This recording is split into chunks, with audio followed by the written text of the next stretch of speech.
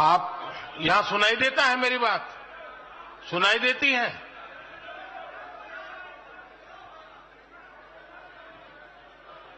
जरा प्रबंधक उस तरफ देखे भाई। जगह नहीं है तो कृपा करके आप कहीं पर भी नीचे बैठ जाइए।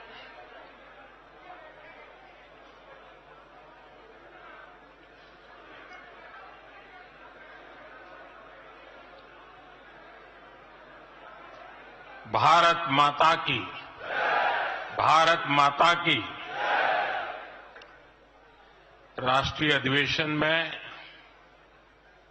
यहां उपस्थित और देश के कोने कोने से जुड़े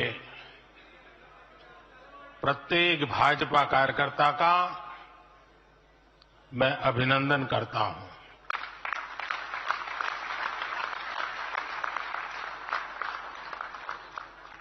भाजपा का कार्यकर्ता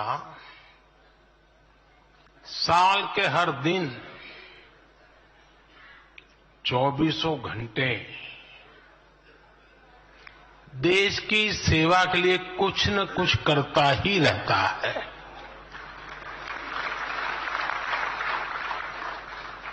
लेकिन अब अगले 100 दिन नई ऊर्जा, नया उमंग, नया उत्साह, नया विश्वास, नए जोश के साथ काम करने का है।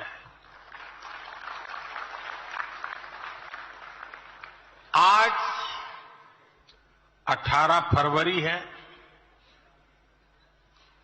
और इस कालखंड में जो युवा 18 वर्ष के पड़ाव पर पहुंचे हैं वो देश की 18वीं लोकसभा का चुनाव करने वाले हैं।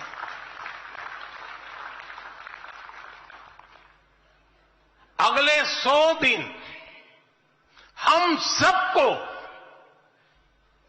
जुट जाना है, हर नए वोटर तक पहुंचना है, हर लाभार्थी तक पहुंचना है, हर वर्ग, हर समाज, हर पंथ, परंपरा, सब लोगों के पास पहुंचना है। हमें सबका विश्वास हासिल करना है। और जब सबका प्रयास होगा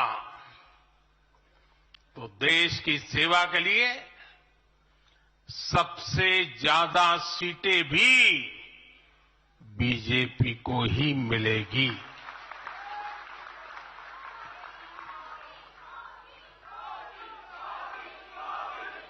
और आज कल मुझे पदाधिकारियों के साथ बैठने का अवसर मिला। कल दोपहर से आप सबके साथ बैठने का अवसर मिला। मैं नड्डा जी को और उनकी पूरी टीम को और आप सबको बधाई देता हूं। जब मैं पदाधिकारियों की बैठक में साल भर के काम का रिपोर्टिंग सुन रहा था, मैं सचमुच में इतना प्रभावित हुआ कि भाजपा के कार्यकर्ता सत्ता में रहने के बावजूद भी समाज के लिए इतना करते हैं, दिन रात दौड़ते हैं, संकटों के बीच भी करते हैं और सिर्फ और सिर्फ भारत मां की जय के लिए करते हैं। ये 2 दिन भी जो चर्चा हुआ, विचार विमर्श हुआ है, देश के उज्जवल भविष्य के लिए हमारे संकल्प को दृढ़ करने वाली हर बातें हुई है। मैं इस भव्य आयोजन के लिए, प्रेरक विषयों के लिए आप सबको भी, देश भर के कार्यकर्ताओं को भी नड्डा जी के माध्यम से सबका अभिनंदन करता हूं। साथियों, आज मैं समस्त देशवासियों की तरफ से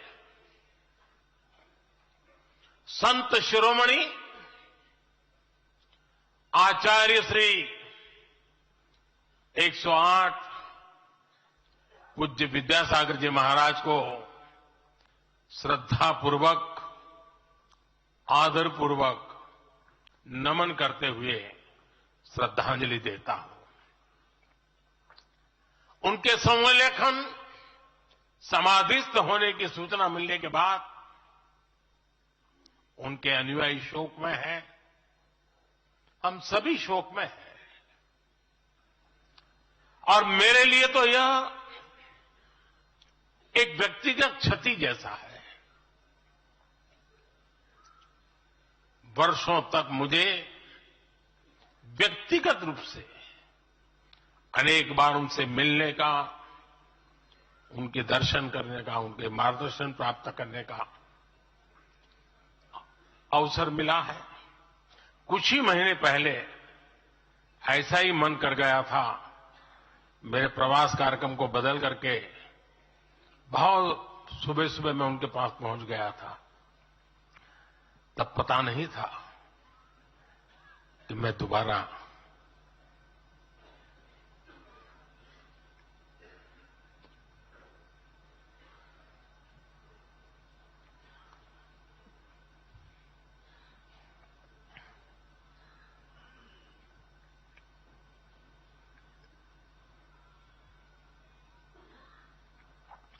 उनके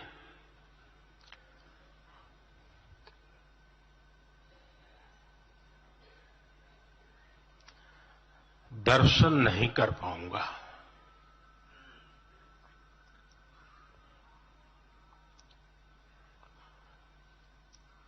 ये मेरा सौभाग्य रहा है कि पिछले 50 से भी ज्यादा वर्षों से मुझे देश के गणमान्य आध्यात्मिक मूर्तियों के निकट रहने का, उनके आशीर्वाद पाने का अवसर रहा है। और इसलिए मैं उस आध्यात्मिक जगत की उस शक्ति को भलीभांति जानता हूं, समझता हूं, अनुभव करता हूं। आपको सुनकर के आश्चर्य होगा कि वे तो दिगंबर परंपरा से थे। उनका जीवन कैसा होता है हम जानते हैं, लेकिन शायद ही कोई ऐसी महत्वपूर्ण घटना ऐसी नहीं होगी या मेरी तरफ से कुछ महत्वपूर्ण किसी काम में मेरा संबंध आया हो, 24 घंटे के भीतर भीतर उसका एनालिसिस करके मुझे उनका संदेश आता था। यानी कितने जागरूक थे।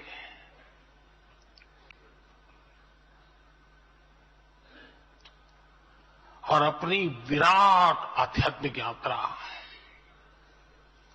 और उसके बाद भी वो हम सबको हमेशा प्रेरणा देते रहे हैं।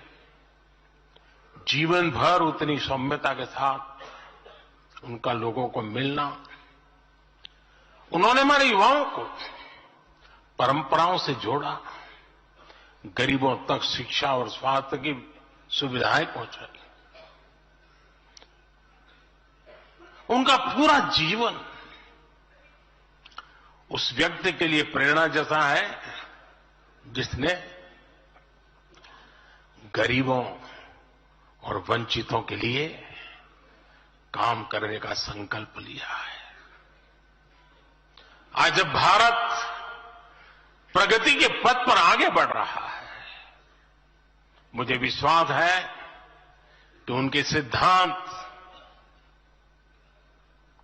और उनका आशीर्वाद ऐसे ही भारत भूमि को प्रेरणा देता रहेंगे। साथियों, पिछले 10 वर्षों में भारत ने जो गति हासिल की है, बड़े लक्ष्यों को प्राप्त करने का जो हौसला पाया है, ये अभूतपूर्व है साथियों।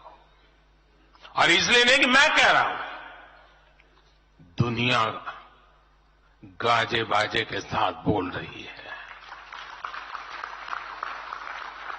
भारत ने आज हर क्षेत्र में जो ऊंचाई हासिल की है, उसने हर देशवासी को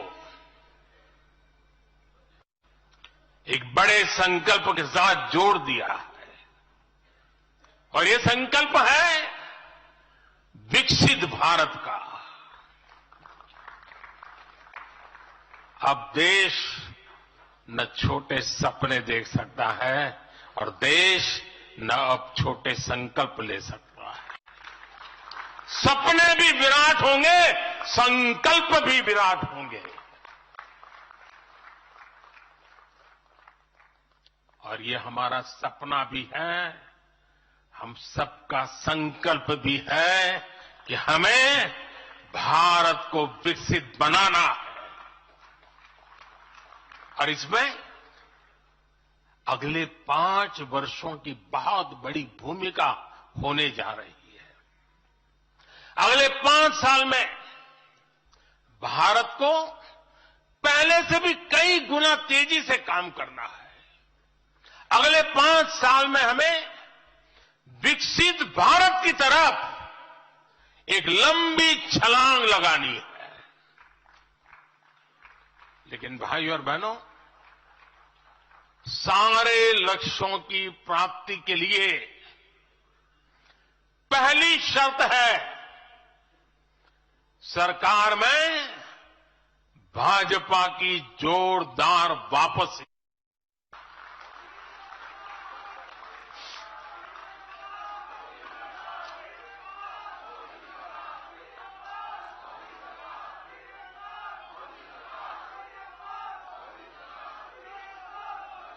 आज विपक्ष के नेता भी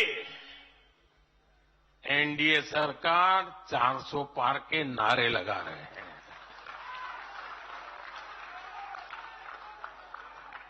और एनडीए को 400 पार कराने के लिए भाजपा को 370 का माइलस्टोन पार करना ही होगा।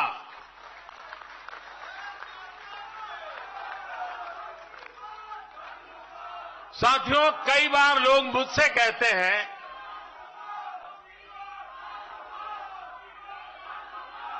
मुझे कहते रहते कि अरे मोदी जी, आपने इतना तो सब कुछ क्या कर लिया, जो बड़े बड़े संकल्प आपने लिए वो तो पूरे कर लिए, अब क्यों इतनी भागदौड़ करनी। साथियों, पूरा देश मानता है 10 साल का बेदाग कार्यकाल और 25 करोड़ लोगों को गरीबी से बाहर निकालना ये सामान्य उपलब्धि नहीं है। पूरा देश मानता है हमने देश को महाघोटालों और आतंकी हमलों के खौफ से मुक्ति दिलाई है। पूरा देश मानता है हमने गरीब और मिडिल क्लास का जीवन बेहतर करने का प्रयास किया है। लेकिन जो लोग सोचते हैं कि बहुत हो गया, ऐसा सोचने वालों को मैं एक पुरानी घटना जरूर बताना चाहूंगा। एक बार एक बहुत बड़े नेता मुझे मिले, मेरे प्रधानमंत्री पद के दूसरे कार्यकाल पे। बोले, मोदी जी, प्रधानमंत्री बनना बहुत बड़ी बात है, आप बन गए। आपने इतने दशकों का संगठन का भी काम कर लिया, मुख्यमंत्री के रूप में भी इतना लंबा समय रह चुके, प्रधानमंत्री में भी दोबारा आ गए। अब इतना काम पा लिया है, अब तो थोड़ा बैठो, आराम करो, बहुत कर लिया। ये उन्होंने मुझे कहा था। उनकी वो भावना राजनीति के पुराने अनुभवों से थी। लेकिन साथियों, हम राजनीति के लिए नहीं, राष्ट्र नीति के लिए निकले हैं। हम तो छत्रपति शिवाजी महाराज को मानने वाले लोग हैं। जब छत्रपति शिवाजी महाराज का राज्याभिषेक हुआ तो उन्होंने ये नहीं किया कि अब तो छत्रपति बन गए, सत्ता मिल गई तो चलो उसका आनंद लो। उन्होंने अपना मिशन जारी रखा।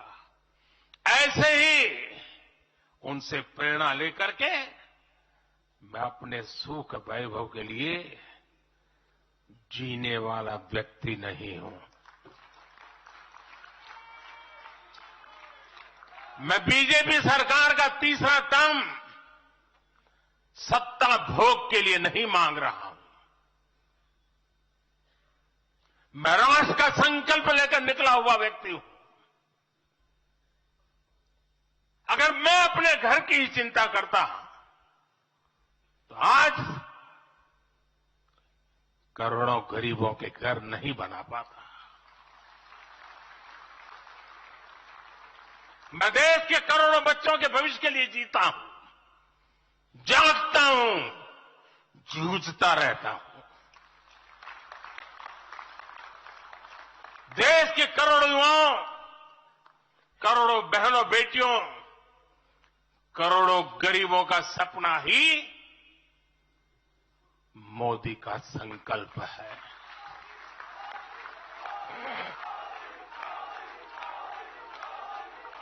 और इस संकल्प की पूर्ति के लिए ही हम सब सेवा भाव से दिन रात एक कर रहे हैं। 10 वर्षों में हमने जो हासिल किया, साथियों, वो तो एक पड़ाव मात्र है। मंजिल तक पहुंचने का एक नया विश्वास है। अभी हमें देश के लिए, कोटि कोटि भारतीयों के लिए, हर भारतीय का जीवन को बदलने के लिए बहुत कुछ हासिल करने का सपने हैं, संकल्प है, और उसके लिए बहुत से निर्णय भी बाकी है। साथियों, आज भाजपा युवा शक्ति, नारी शक्ति, गरीब और किसान की शक्ति को विकसित भारत के निर्माण की शक्ति बना रहा है। पहले लोगों को लगता था कि सरकारें बदलती हैं, व्यवस्था नहीं बदलती। हमने सच्चे अर्थ में सामाजिक न्याय की भावना से हर व्यवस्था को पुरानी सोच, पुरानी अप्रोच से बाहर निकाला। जिनको किसी ने नहीं पूछा, हमने उन्हें पूछा है। इतना ही नहीं, हमने उसको पूजा है। आदिवासियों में भी सबसे पिछड़ी जनजातियों को पहले किसी ने नहीं पूछा। हमने उनके लिए पीएम जनमन योजना बनाई। लाखों विश्वकर्मा परिवारों को किसी ने नहीं पूछा, हमने उनके लिए पीएम विश्वकर्मा योजना बनाई। रेहड़ी, ठेले, फुटपाथ पर काम करने वाले लाखों साथियों के बारे में किसी ने नहीं सोचा, हमने उनके लिए पीएम स्वनिधि योजना बनाई। साथियों, पहले की सरकारों ने महिलाओं के हितों की, उनके जीवन में आ रही परेशानियों की भी कभी चिंता नहीं की। हमारे यहां बेटियों को गर्भ में ही मार डालने की कितनी विराट समस्या थी। हमने इसके लिए सामाजिक चेतना, साथ साथ कड़े कानून दोनों का सहारा लिया। पहली बार देश में बेटी बचाओ बेटी पढ़ाओ जैसा एक जन आंदोलन चला, जिसका एक बहुत ही सार्थक प्रभाव हुआ। हमने बालिकाओं के, महिलाओं के पोषण पर विशेष बल दिया। हमने पोषण अभियान चलाया ताकि गर्भवती महिलाओं को उचित मदद मिल सके। स्वस्थ महिला ही स्वस्थ संतान को जन्म दे सकती है। गर्भ के समय महिलाओं को उचित पोषण मिले, इसके लिए मातृ वंदना योजना के तहत 3.25 करोड़ से अधिक बहनों को सीधी मदद दी। हमने सुरक्षित मातृत्व अभियान के तहत लगभग 5 करोड़ गर्भवती महिलाओं को हेल्थ चेकअप किया।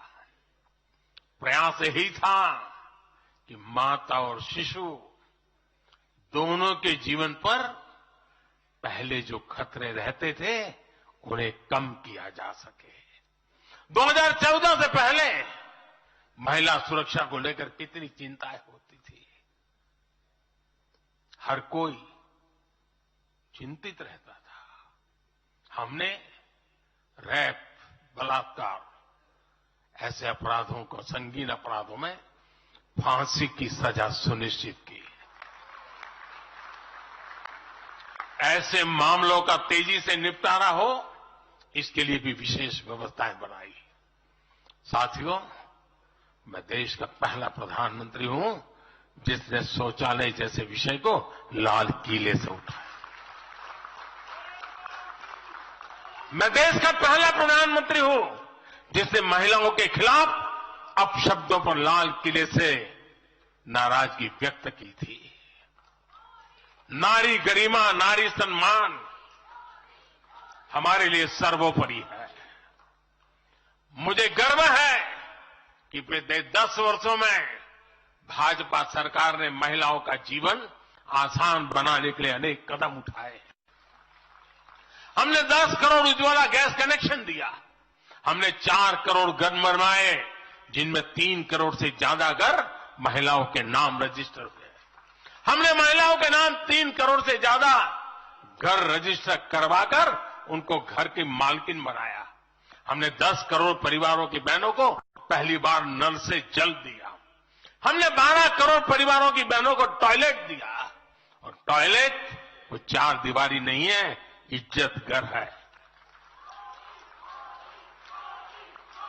हमने 1 रुपये में सुविधा सैनिटरी पैड्स की योजना शुरू की। हमने 25 करोड़ से ज्यादा महिलाओं के बैंक अकाउंट खोले। हमने 30 करोड़ से अधिक मुद्रा लोन महिला लाभार्थियों को दिए। साथियों, बहनों को आर्थिक रूप से सशक्त करने के लिए, बेटियों को नौकरी करने में आसानी हो, इसके लिए हमने अनेक कदम उठाए। हमने सेल्फ हेल्प ग्रुप से 10 करोड़ बहनों को जोड़ा। हमने 1 करोड़ बहनों को लखपति दीदी बनाया। खादी को जो फिर से नया जीवन मिला है, उसका फायदा भी सबसे अधिक गांव की बहनों को ही हुआ है। हमने प्रेगनेंसी लीव को बढ़ाकर 26 हफ्ते किया। पहले फैक्ट्रियों में या दूसरी जगहों पर महिलाओं को नाइट शिफ्ट पर काम करने के लिए अनेक अड़चनें थी। हमने श्रम कानूनों में सुधार करके उनको भी दूर किया। हमने पैरामिलिट्री फोर्सेस में महिलाओं की भर्ती 2 गुने से अधिक की। हमने सेनाओं के अग्रणी मोर्चों में महिलाओं की तैनाती को सुनिश्चित किया। हमने सैनिक स्कूलों और मिलिट्री एकेडमी के दरवाजे बेटियों के लिए खोल दिए। साथियों, इस बार 26 जनवरी को कर्तव्य पथ भारत की नारी शक्ति से पूरे देश को प्रेरणा दे रहा था। साथियों, आने वाले समय में हमारी माताओं, बहनों, बेटियों के लिए अवसर ही अवसर आने वाले हैं। मिशन शक्ति से देश में नारी शक्ति की सुरक्षा और सशक्तिकरण का संपूर्ण इकोसिस्टम बनेगा। अब 15,000 महिला सेल्फ हेल्प ग्रुप को ड्रोन मिलेंगे। ड्रोन दीदी खेती में वैज्ञानिकता और आधुनिकता लाएगी। अब देश में 3 करोड़ महिलाएं लखपति दीदी बनाई जाएगी। पीएम विश्वकर्मा योजना से परंपरागत कला और शिल्प से जुड़ी बहनें सशक्त होगी। नई नेशनल एजुकेशन पॉलिसी से बेटियों को शिक्षा और स्किल के मामले में सबसे अधिक फायदा होगा। गांव के पास ही बेहतर स्पोर्ट्स इंफ्रास्ट्रक्चर बने, बेटियां हमारी स्पोर्ट्स में कमाल करेगी। साथियों, आज जब मैं बीते 10 वर्षों की तरफ नजर डालता हूं तो कितना ही कुछ याद आता है। ये 10 वर्ष साहसिक फैसलों, दूरगामी निर्णयों के नाम है। जो काम सदियों से लटके थे, हमने उनका समाधान करने का साहस करके दिखाया है। अयोध्या में भव्य राम मंदिर का निर्माण करके हमने 5 सदियों का इंतजार खत्म किया है।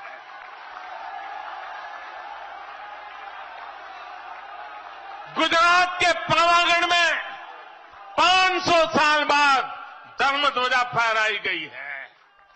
7 दशक बाद हमने करतारपुर साहिब राहदारी खोली है। 7 दशक के इंतजार बाद देश को आर्टिकल 370 से मुक्ति मिली है। लगभग 6 दशक बाद राजपथ कर्तव्य पथ के नए स्वरूप में सामने आया है। 4 दशक बाद आखिरकार वन रैंक वन पेंशन की मांग पूरी हुई है। 3 दशक बाद आखिरकार देश को नई राष्ट्रीय शिक्षा नीति मिली है। 3 दशक बाद आखिरकार लोकसभा और विधानसभा में महिलाओं को आरक्षण मिला है। 3 तलाक की बुराई के लिए विरुद्ध कड़ा कानून बनाने का साहस भी हमने दिखाया है। दशकों से नए संसद भवन की जरूरत महसूस हो रही थी, उसे हमने ही पूरा किया। ये प्रत्येक भाजपा कार्यकर्ता का सौभाग्य है कि वैसी अनेक सिद्धियों का निमित्त बन सके। साथियों, कोई भी देश हो, वो अपना भविष्य तभी संवार सकता है जब वह अपने इतिहास को सहज कर रखता है। बीते वर्षों में भारत ने अपने इतिहास को सहेजा भी है, संवारा भी है। हमने नेशनल वॉर मेमोरियल का निर्माण किया। हमने राष्ट्रीय पुलिस स्मारक बनाई। हमने अंडमान में नेताजी सुभाष और परमवीर चक्र विजेताओं के नाम पर द्वीपों का नामकरण किया। हमने दांडी में नमक सत्याग्रह का आधुनिक स्मारक का निर्माण किया। हमने बाबा साहब आंबेडकर से जुड़े पंच तीर्थ को विकसित किया। हमने रांची में भगवान बिरसा मुंडा की स्मृति में म्यूजियम बनाया। सरदार पटेल को समर्पित स्टैच्यू ऑफ यूनिटी हमारे कार्यकाल में बनी। 31 अक्टूबर को राष्ट्रीय एकता दिवस हमारी सरकार ने घोषित किया। 15 नवंबर को जनजातीय गौरव दिवस के रूप में घोषित करने का अवसर हमें मिला। 14 अगस्त को विभाजन विभीषिका दिवस के रूप में याद करने का निर्णय हमारी सरकार ने लिया। 26 दिसंबर को हमने साहिबजादों की स्मृति में वीर बाल दिवस घोषित किया। 26 नवंबर को संविधान दिवस घोषित करने का फैसला भी हमारी सरकार ने किया और 21 जून को संयुक्त राष्ट्र इंटरनेशनल योगा डे भी हमारी ही सरकार के प्रयासों से घोषित किया। साथियों, विपक्ष के हमारे दल भले ही योजनाओं को पूरा करना न जानते हो, लेकिन झूठे वादे करने में इनका कोई जवाब नहीं रहा है। बावजूद इसके आज एक वायदा करने से ये सारे राजनीतिक दल घबराते हैं। एक भी राजनीतिक दल के मुंह से नहीं सुना होगा आपने, जो वायदा हम कर रहे हैं ना, इसका जिक्र तक करने का उनमें सामर्थ्य नहीं है।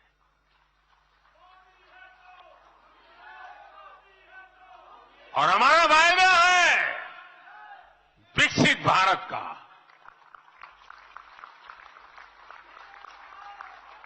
इन लोगों ने स्वीकार कर लिया है कि ये लोग भारत को विकसित नहीं बना सकते।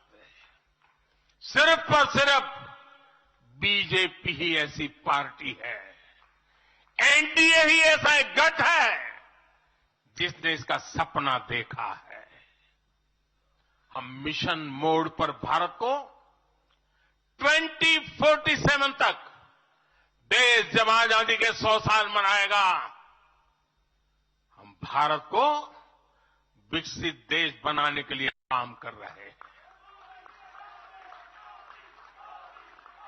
हमने तीसरे टर्म में भारत को दुनिया की तीसरी बड़ी आर्थिक ताकत बनाने का संकल्प लिया है और ये मोदी की गारंटी है।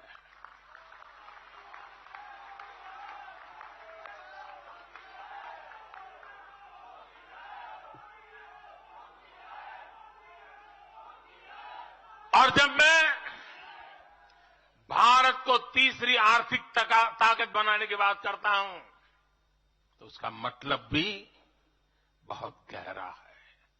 इसका मतलब है भारत के आर्थिक, सामरिक और सांस्कृतिक सामर्थ्य का कई गुना विस्तार, चहुं दिशा में विस्तार। साथियों, हम इसके लिए कितनी तेजी से काम कर रहे हैं, इसका हिसाब लगाना भी जरूरी है।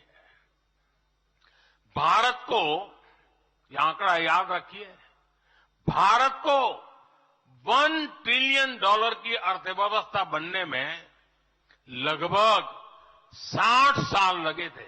60 साल। 2014 में जब देश ने हमें अवसर दिया तो 2 ट्रिलियन मार्क भी बहुत बड़ा लग रहा था, लेकिन 10 वर्षों में हमने अपनी अर्थव्यवस्था में $2 ट्रिलियन और जोड़ दिया। एक के लिए 60 साल, 10 साल में 2 और जोड़ दिया। जब भारत दुनिया की 11वें नंबर की अर्थव्यवस्था था और 11 से 10 पर आने में दम उखड़ गया उनका, हम 11 से 5 पर ले आए। अर्थव्यवस्था जब 11 नंबर पर थी तब इंफ्रास्ट्रक्चर का बजट सिर्फ 2 लाख करोड़ रुपए भी नहीं बन पाता था। आज भारत 5वें नंबर की अर्थव्यवस्था है तो भारत का इंफ्रा बजट 11 लाख करोड़ को पार कर चुका है। इसी वजह से आज गरीबों को 1 करोड़ों घर बन रहे हैं। आज गरीबों के घर तक पानी पहुंच रहा है। आज देश में रिकॉर्ड मेडिकल कॉलेज, अस्पताल, यूनिवर्सिटीज बन रहे हैं। गांव तक की सड़कें बन रही हैं।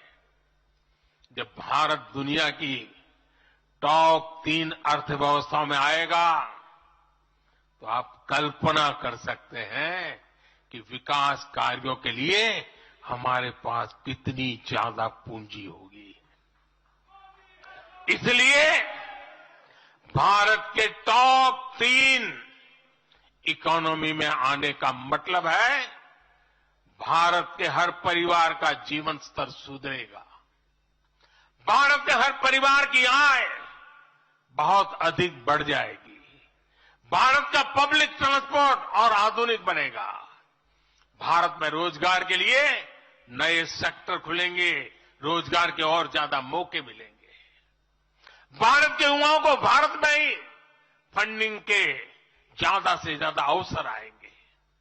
भारत की महिलाओं को हर मोर्चे पर आगे बढ़कर नेतृत्व करने का मौका मिलेगा। हमारे किसान लेटेस्ट टेक्नोलॉजी से जुड़कर काम करेंगे। कृषि उत्पाद में वैल्यू एडिशन करेंगे। लोगों की जीवन बेहतर बनाने के लिए देश में पर्याप्त संसाधन और आवश्यक व्यवस्थाएं मौजूद होगी। साथियों, मुझे खुशी है कि आज विकसित भारत अभियान की बागडोर भी भारत के युवाओं ने संभाली है। पिछले 1.5 साल में विकसित भारत के संकल्प से जुड़े सुझावों के लिए, और लोगों को ऐसा लगता होगा कि हम बात पता, ऐसा नहीं है। इस पर हम 1.5 साल से चुपचाप काम कर रहे हैं। सरकार की मशीन को लगाया है और आपको जानकर के खुशी होगी, अब तक 15 लाख लोगों से ज्यादा लोगों ने विकसित भारत कैसा हो, रोडमैप कैसा हो, इनिशिएटिव कैसे हो, नीतियां कैसी हो, इसमें विचार विमर्श हुआ है। लोगों ने अपने आइडियाज दिए हैं और आपको जानकर के और खुशी होगी, इन 15 लाख में से आधे से ज्यादा वो लोग हैं जिनकी उम्र 35 से कम है। पूरी युवा सोच के साथ हम आगे बढ़ रहे हैं। इन लाखों युवाओं ने विकसित भारत का रोड मैप सुझाया है। साथियों, युवा ऊर्जा से भरा हुआ भारत आज अपने लिए बड़े लक्ष्य तय कर रहा है और जो लक्ष्य तय करता है अपनी आंखों के सामने उसे प्राप्त भी करता है। हम 2029 में 2029 में भारत में यूथ ओलंपिक के लिए तैयारी कर रहे हैं। हम 2036 में भारत ओलंपिक खेलों की मेजबानी करें, इसके लिए काम कर रहे हैं।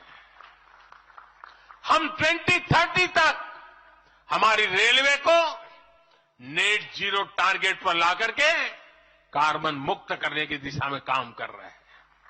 हम 2030 के बजाय अपनी टारगेट डेट से 5 साल पहले ही पेट्रोल में 20% इथेनॉल ब्लेंडिंग का लक्ष्य भी हासिल कर लेंगे।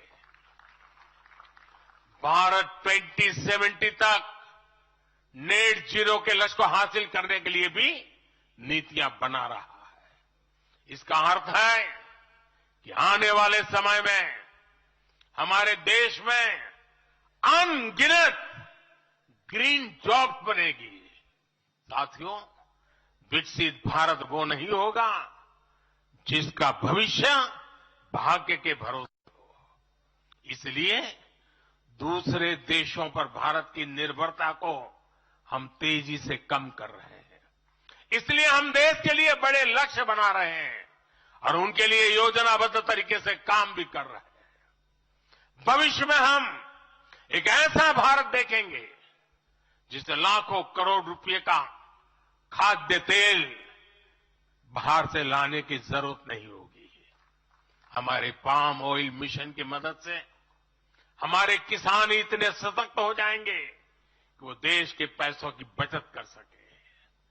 बीते कुछ वर्षों में दलहन, तिलहन और श्री अन्न के लिए विशेष नीतियां बनाई है, जिससे छोटे छोटे किसानों को मदद हो रही है। भविष्य में भी हमारे किसानों को इनसे और लाभ मिलेगा। किसानों के भविष्य को सुरक्षित करने के लिए हमने देश के कोने कोने में अमृत सरोवर अभियान भी शुरू किया। आजादी का अमृत महोत्सव, हम बहुत कुछ कर सकते थे। हम दिल्ली के अंदर कोई एक बड़ा ताबूत खड़ा कर देके नाम लिखवा सकते थे कि आजादी के अमृत काल में मोदी जी ये बना के गए। हमने आजादी के अमृत वर्ष को जन आंदोलन बनाया और काम क्या किया? तालाब बनाए। हर गांव में जब तालाब बनते हैं ना, वो किसान को सुरक्षित करते हैं, शुद्ध पानी की गारंटी देते हैं, जमीन उर्वरक बना देते हैं। लंबे भविष्य को सोच करके ऐसे काम हम करते हैं।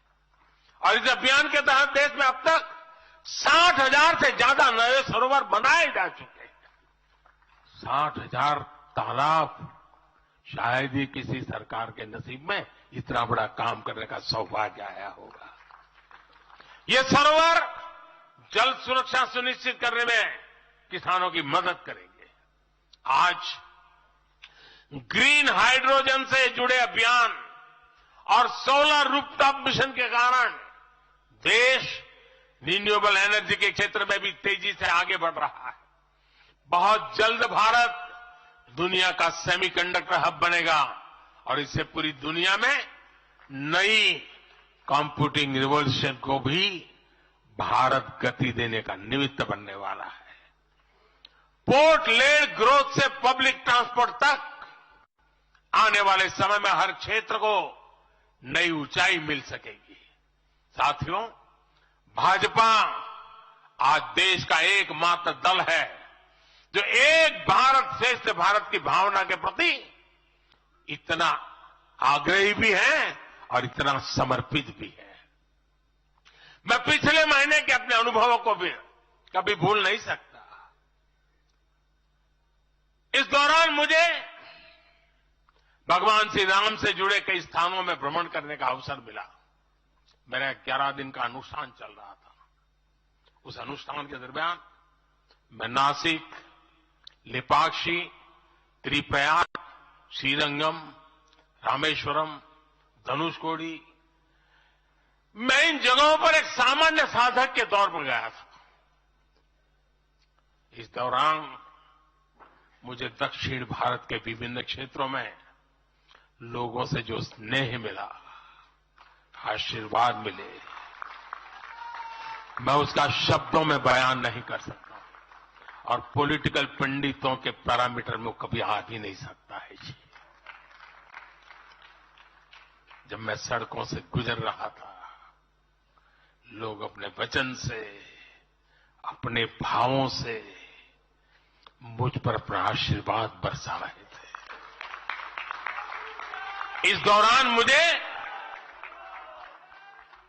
कंब रामायण का पाठ सुनने का अवसर मिला। ये ठीक उसी जगह पर हुआ जहां महान कवि कंबन ने 800 वर्ष पहले अपने रामायण की रचना की थी। आप कल्पना कर सकते हैं उसी स्थान पर बैठ करके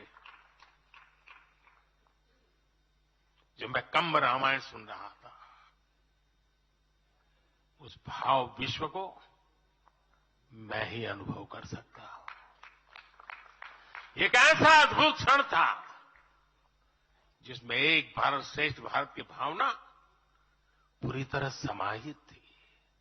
मुझे विश्वास है कि आप सभी ने भी कम अधिक मात्रा में इसे महसूस किया होगा। हम हमेशा विभिन्न तरीके से देशवासियों को करीब लाने का निरंतर प्रयास करते हैं। एकता के सूत्र में बांधने के लिए हमारी कोशिश रहती है। चाहे संयुक्त राष्ट्र में पहली बार जाकर के कोई तमिल में बोलता है, जगत गुरु बसवेश्वरा का संदेश दूर दूर तक पहुंचाने के लिए हम लेके जाते हैं। काशी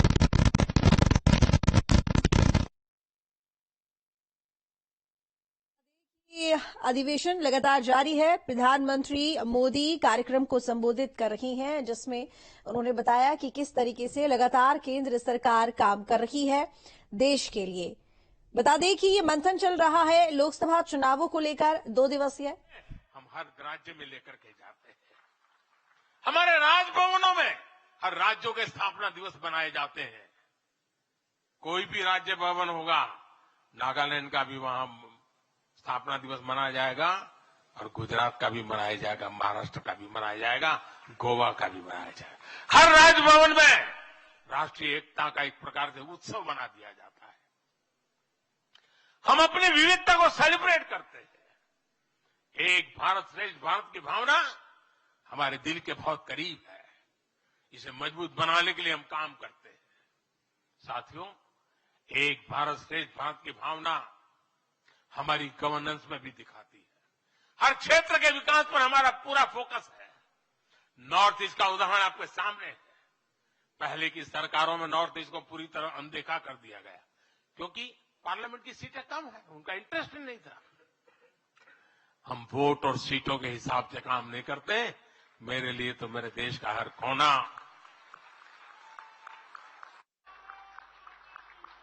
समृद्ध हो, विकसित हो, ये हमारा भाव है। आज चाहे सियाचिन हो या फिर देश के आकांक्षी जिले हो, कोई हमसे दूर नहीं है। वो गांव जिन्हें पहले आखिरी गांव कहा जाता था, हमारे लिए देश के वो पहले गांव बन गए। और मेरे सारे कैबिनेट के मंत्री उन गांवों में रात बिता करके आए। कुछ मंत्रियों को तो -15 डिग्री में रात को रुकना पड़ा वहां, क्योंकि हम आत्मसात करना चाहते हैं। हमारे लिए देश का हर हिस्सा महत्वपूर्ण है। हर हिस्से पर हमारा फोकस है। साथियों, जो भी राजनीति में दिलचस्पी रखता है और जिसके लिए लोकतांत्रिक मूल्य प्रमुख रहते हैं, वो भी अगर न्यूट्रल है तो पब्लिकली हमारी प्रशंसा करते हैं, न्यूट्रल नहीं है तो खानगी में तो कर ही देते हैं। इसकी एक बड़ी वजह है, हमने समय के साथ खुद को सकारात्मकता के साथ बदलने का प्रयास किया है। हमने अपनी राजनीतिक व्यवस्था को नए और आधुनिक विचारों के लिए खुला रखा है। आजादी के बाद वर्षों तक जिन्होंने हमारे देश पर शासन किया, उन्होंने एक व्यवस्था बना दी थी। उस व्यवस्था में कुछ बड़े परिवारों के लोगों को ही सत्ता के केंद्र में रहे, उनके आसपास रहने वाले लोगों को ही राजनीतिक ताकत मिलती रही। अहम पदों पर परिवार के करीबियों को ही आगे बढ़ाया गया। हमने इस व्यवस्था को भी बदल दिया। हमने नए लोगों को मौका दिया कि वो हमारी व्यवस्था का हिस्सा बने और परिणाम ला करके दिखाएं। इससे व्यवस्था में नयापन आया और इसका लोकतांत्रिक स्वरूप कायम रहा। हमारी कैबिनेट में रिकॉर्ड संख्या में नॉर्थ ईस्ट के मंत्री हैं। नागालैंड से पहली बार एक महिला राज्यसभा में सांसद बन गई है। हमें गर्व है कि हमने पहली बार त्रिपुरा के व्यक्ति को काउंसिल ऑफ मिनिस्टर्स के अंदर स्थान दिया है। पहली बार हमारी सरकार में अरुणाचल प्रदेश को कैबिनेट मिनिस्टर मिला। पहली बार गुर्जर मुस्लिम को राज्यसभा के लिए नॉमिनेट किया गया। हमारी सरकार में ही गोवा से कैबिनेट मंत्री बनाया गया। हमें गर्व है कि हम बीजेपी के एक ऐसी संस्कृति का हिस्सा है जो मंत्रालय में रिकॉर्ड ओबीसी प्रतिनिधित्व सुनिश्चित किया जाता है। अमित भाई ने इसका विस्तार से वर्णन किया, इसलिए मैं ज्यादा उसके ऊपर नहीं कहना चाहता हूं। साथियों, हमारी सरकार सबके लिए, सबका साथ, सबका विकास हमारे काम से ही झलकता है। हमें गर्व होता है जब करतारपुर साहिब कॉरिडोर के द्वारा लाखों सिख श्रद्धालुओं की आध्यात्मिक इच्छाएं पूरी होती है।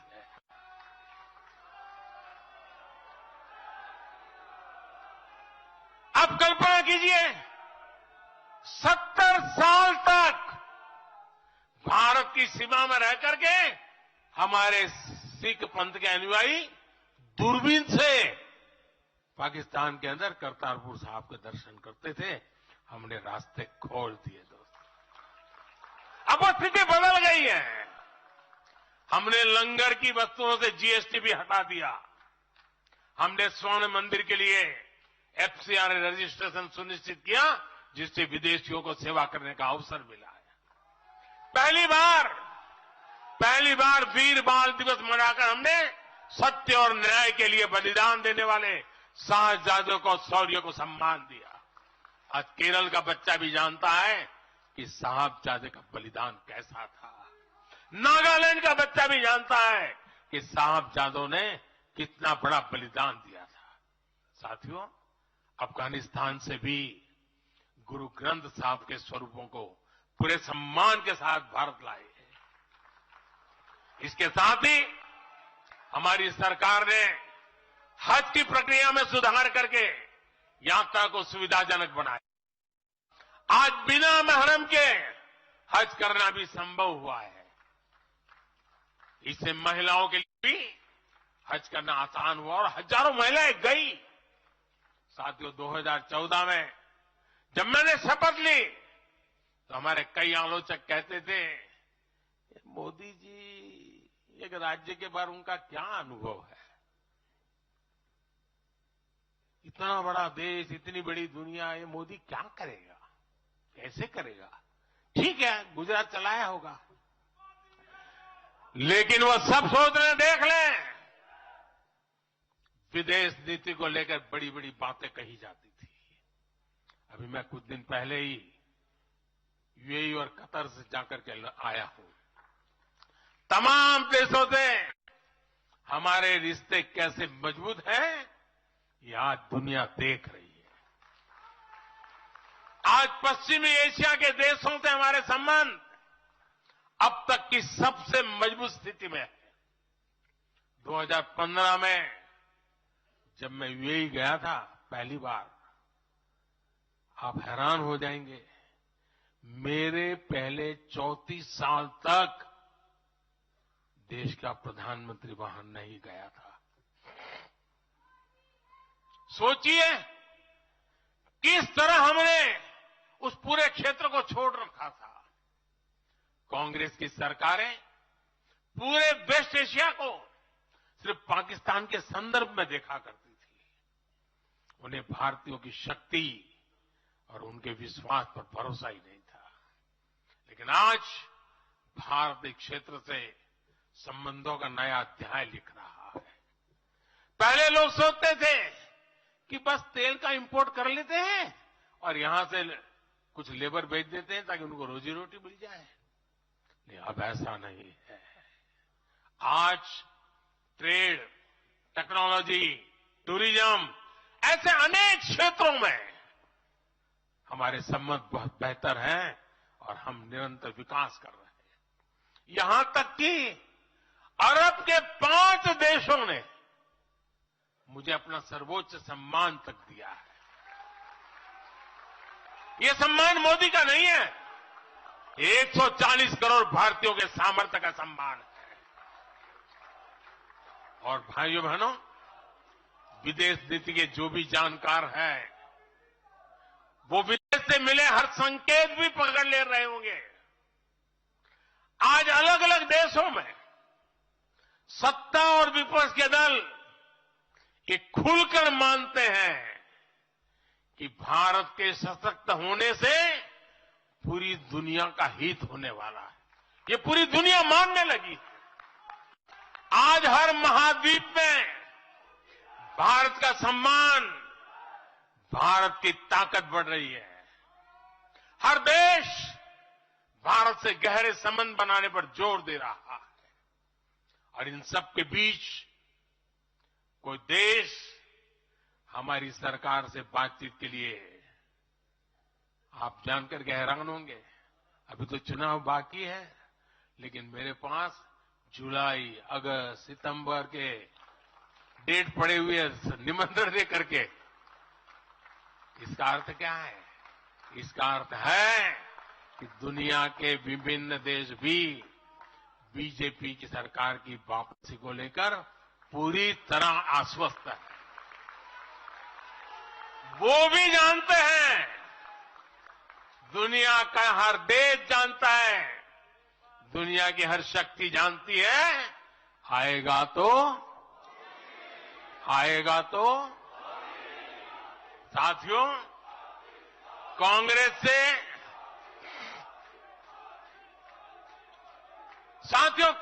से देश को बचाना,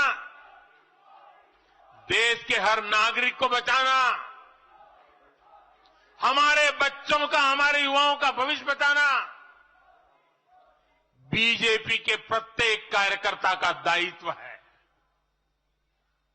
कांग्रेस का ट्रैक रिकॉर्ड हम सभी के सामने है। कांग्रेस अस्थिरता की जननी है। कांग्रेस परिवारवाद की जननी है। कांग्रेस भ्रष्टाचार की जननी है। और कांग्रेस तुष्टीकरण की भी जननी है। 70 के दशक में जब देश में कांग्रेस के विरुद्ध गुस्सा बढ़ना शुरू हुआ, तो खुद को बचाने के लिए इसने अस्थिरता का सहारा लिया। हर नेता की सरकार कांग्रेस ने अस्थिर की। आज यह प्रस्ताव के समय इसकी चर्चा आई है, तो मैं ज्यादा उसके लिए कहता नहीं हूं। आज भी ये लोग अस्थिरता पैदा करने के लिए नई नई साजिशें कर रहे हैं। इन लोगों ने मिलकर जो गठबंधन बनाया है, उसकी भी यही पहचान है। कांग्रेस के पास विकास का एजेंडा नहीं है, फ्यूचर का रोड मैप नहीं है। ये देश को कभी भाषा के आधार पर तो कभी क्षेत्र के आधार पर बांटने में जुटे हुए हैं। साथियों, कांग्रेस का एक सबसे बड़ा पाप ये रहा है वो देश की सेनाओं का मनोबल तोड़ने से भी पीछे नहीं रहे। भारत की राष्ट्रीय सुरक्षा और सामरिक शक्ति को नुकसान पहुंचाने में कांग्रेस ने कोई कसर नहीं छोड़ी है। जब भी देश के रक्षा क्षेत्र में कोई बड़ा काम हुआ, जब हमारी सेनाओं ने कोई उपलब्धि हासिल की, कांग्रेस ने हर बार उन पर सवाल उठाए। आप सिर्फ सोचिए कि 5 साल पहले इन लोगों ने क्या कहा था। इन लोगों ने हर कोशिश की कि हमारी वायुसेना को राफेल जैसे एडवांस एयरक्राफ्ट न मिल पाए। इन्होंने अब प्रचार किया कि हिंदुस्तान एरोनॉटिकल लिमिटेड को, HAL को खत्म किया जा रहा है। ये लोग तो HAL के बाहर फोटो तक खींचवाने के लिए चले गए थे। लेकिन देखिए HAL आज कैसे धूमधाम से आगे बढ़ रहा है। आज देखिए कितने सारे ऑर्डर आज उनके यहां बुक किए गए हैं। आज जरा देखिए HAL का मार्केट वैल्यू कितना बढ़ गया है। ये वही लोग हैं जिन्होंने हमारी सेनाओं के सर्जिकल स्ट्राइक करने पर उनके पराक्रम पर सवाल खड़ा कर दिया। जब एयर स्ट्राइक हुई तो उसकी सफलता के प्रमाण मांगे जाने लगे। कांग्रेस भारतीय सेनाओं के अपमान का कोई मौका नहीं छोड़ती। साथियों, कांग्रेस कितनी कंफ्यूज है, इसका उदाहरण मैं आपको देना चाहता हूं। कांग्रेस में लड़ाई चल रही है और बड़ी तगड़ी लड़ाई चल रही है, लेकिन मजा यह है कि सिद्धांतों की नहीं चल रही है, योजनाओं को समझ में नहीं चल रही है। लड़ाई क्या चल रही है आपको जानकर के आश्चर्य होगा। क्या लड़ाई है? कांग्रेस में एक वर्ग है जो कहता है कि मोदी से तीखी नफरत करो, मोदी पर व्यक्तिगत आरोप लगाओ, मोदी की छवि खराब करने के लिए हर हथकंडे अपनाओ। एक वर्ग है। कांग्रेस के अंदर एक दूसरा वर्ग भी है जो कांग्रेस की मूल परंपराओं से निकला हुआ है, जो कहता है कि मोदी पर व्यक्तिगत आरोप, नफरत से कांग्रेस को बाहर निकालो, इससे कांग्रेस को और ज्यादा नुकसान होता है। यानी कांग्रेस हमसे सैद्धांतिक मुद्दों पर लड़ाई नहीं लड़ रही है। कांग्रेस इतनी हताश है कि उसमें सैद्धांतिक विरोध, वैचारिक विरोध का साहस भी नहीं बचा। इसलिए गाली गलौज और मोदी पर झूठे आरोप ही उनका एकमात्र एजेंडा बन गया है। साथियों, लाल किले से मैंने कहा था यही समय है, यही समय है, यही समय है। भारत के इतिहास में आज वो समय आ गया है जब हमें अपने देश का भाग्य बदल देना है। और साथियों, मैंने देशवासियों को लाल किले से कहा था और आपको तो कई बार कह चुका हूं। मैंने देशवासियों को कहा था कि अगर आप 10 घंटे का काम करेंगे तो मोदी 11 घंटे काम करेगा। अगर आप 12 घंटे काम करेंगे तो मैं 13 घंटे काम करूंगा। अगर आप 14 घंटा काम